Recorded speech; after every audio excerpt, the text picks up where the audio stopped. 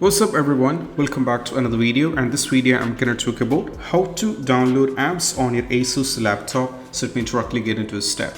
So the first one, we need to go over here on the search for the Microsoft Store. Search for the Microsoft Store. Here you can search for the Microsoft Store and just click on this one.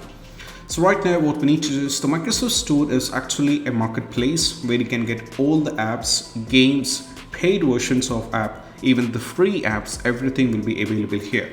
So right now if you check, you can see there is an option called apps gaming.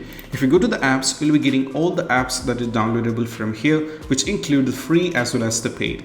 So right now you can see, if you check over here, the movie maker is actually available for the offer, and apart from this we have many other apps. Sketchbook Pro is actually a paid one, and if you go over here, the social media apps like LinkedIn, Adobe, Thread, Adobe Photoshop, Dolby Access, everything is actually free over here as well. And also if you go to the gaming, you can get all the games from here like Steam. So you can get all the games. If you scroll down, you can see the Minecraft Bedrock edition is here, Asphalt is here, Roblox is here, Cricket Legend is here. All the games are available right now where you can play the game as well.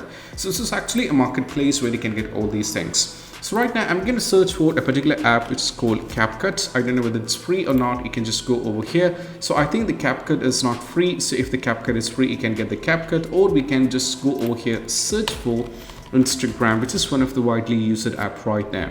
So just go over here for the Instagram, and you can just go over here, get options, where it will be downloaded.